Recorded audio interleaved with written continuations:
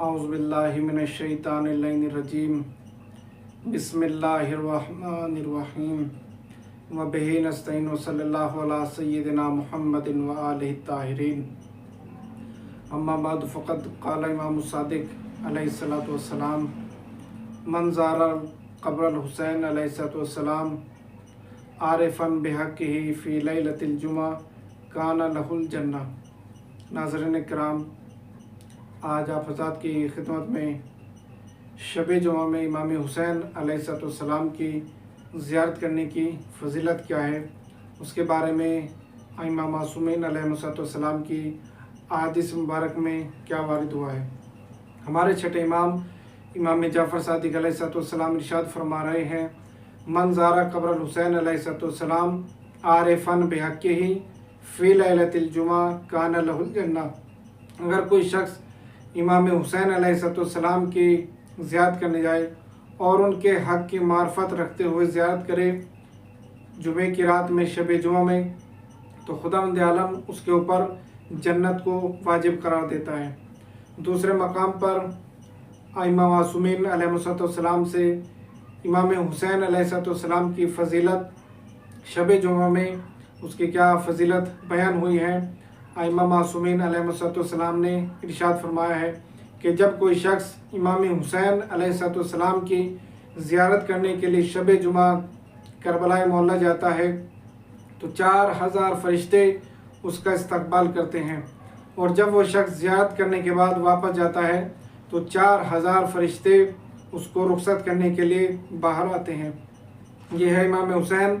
علیہ السلام کے ظاہر کی فضیلت کہ جو شب جمعہ میں امام حسین علیہ السلام کی زیارت کرتا ہے۔ امام حسین علیہ السلام کی زیارت کرنے کا ثواب کیا ہے؟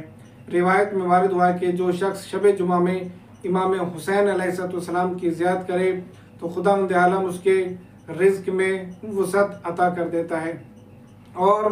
دوسری روایت میں وارد ہوا ہے کہ جو شخص امام حسین علیہ السلام کی زیارت کرنے کے لیے شب جمعہ امام حسین علیہ السلام کی زیارت کرتا ہے تو خداوند عالم اس کے تمام گناہوں کو معاف کر دیتا ہے۔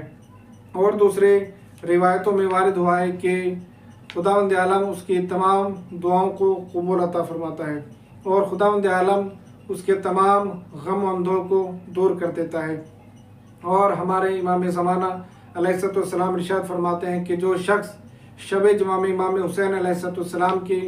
زیارت انجام دے تو قیامت کے روز وہ آتش جہنم سے آزاد ہو جائے گا۔ دوسرے مقام پر ارشاد فرماتے ہیں کہ امام حسین علیہ السلام کی شب جمعہ زیارت کرنے کا ثواب یہ ہے کہ خداوند عالم اس کے تمام نیک حاجات کو قبول کرتا ہے اور اس کے تمام مشکلات کو آسان کر دیتا ہے، اس کے رزق میں وسعت عطا کر دیتا ہے۔ اور بھی بہت ساری روایتیں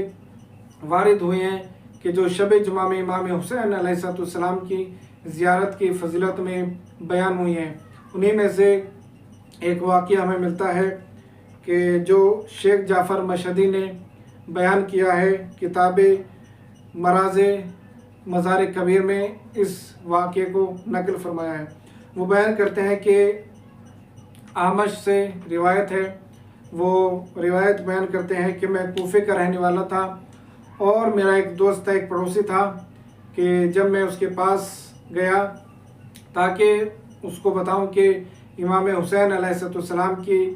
شب جمعہ زیارت کرنے کی فضیلت کیا ہے، جب میں اس کے پاس گیا تو میں نے اس سے کہا کہ امام حسین علیہ السلام کی زیارت کے بارے میں تمہارا کیا خیال ہے؟ تو اس نے کہا کہ امام حسین علیہ السلام کی زیارت کرنا یہ ایک غلط فعل ہے، اور جو غلط فعل ہوتا ہے اس کا انجام آخر جہنم ہوتا ہے۔ میں اس سے ناراض ہو کر واپس آ گیا، اور میں نے سوچا کہ صبح میں فجر میں اس کے پاس جاؤں گا اور اس سے مولا کائنات علی علیہ السلام کی فضیلت کو بیان کروں گا۔ جب میں اس کے دروازے پر پہنچا تو اندر سے آواز آئی کہ وہ تو ابھی کچھ دیر پہلے کربلا کی طرف روانہ ہو گئے ہیں۔ اسی وقت میں بھی کربلا کی طرف روانہ ہوا، اور میں نے کیا دیکھا کہ کربلا معلیٰ میں جب میں حرم امام حسین علیہ السلام میں پہنچا تو وہی شخص رکوع اور سجود انجام دے رہا ہے اور نماز پڑھ رہا ہے۔ جب وہ نماز سے تمام ہو گیا اور اس نے نماز کو تمام کیا تو میں اس کے قریب گیا اور جانے کے بعد میں نے اس سے کہا کہ تم تو رات یہ بیان کر رہے تھے کہ امام حسین علیہ السلام کی زیارت کرنا ایک غلط فعل ہے، لیکن اس وقت تم خود ہی امام حسین علیہ السلام کی زیارت کر رہے ہو۔ تو اس نے کہا کہ اے اعمش، اب مجھے اس طرح ذلیل نہ کرو، اس لیے کہ جو رات میں نے خواب میں دیکھا ہے اس سے میرا ایمان تبدیل ہو گیا ہے اور میں اس وقت مسلمان مومن نہیں تھا۔ اس وقت میں امام حسین علیہ السلام کا ظاہر ہوں اور امام حسین علیہ السلام کی زیارت کر رہا ہوں۔ تو اعمش نے پوچھا کہ تم نے ایسا کون سا خواب دیکھ لیا کہ جس کی وجہ سے تم مرد مومن بن گئے ہو؟ تو اس شخص نے بیان شروع کیا کہ جب میں سو گیا تو میں نے خواب میں دیکھا کہ ایک نورانی شخصیت ہے جو متوسط قد میں ہے اور ان کے سر کے اوپر ایک تاج رکھا ہوا ہے کہ جس میں سے شعائیں نکل رہی ہیں، نور نکل رہا ہے، اور وہ ایک سواری پر سوار ہے، ان کے پیچھے ایک دوسرا سوار ہے کہ جو خود ایک نورانی شخصیت کا مالک ہے، اور ان کی طرف ایک ہماری ہے جو ان کے ساتھ ساتھ چل رہی ہے۔ اس کے بعد میں نے ان سے سوال کیا کہ یہ نورانی شخصیت کون ہے؟ تو مجھے بتایا گیا کہ نورانی شخصیت پیغمبر اسلام محمد مصطفیٰ صلی اللہ علیہ وآلہ وسلم ہے،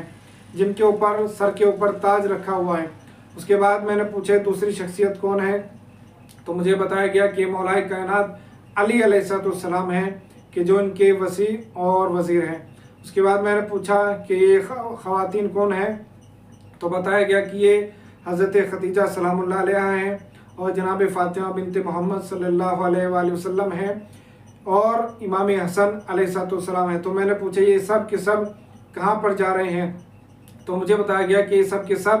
کربلا معلیٰ میں امام حسین علیہ السلام کی کہ جنہیں ظلم و جور سے شہید کیا گیا ان کی زیارت کرنے کے لیے کربلا معلیٰ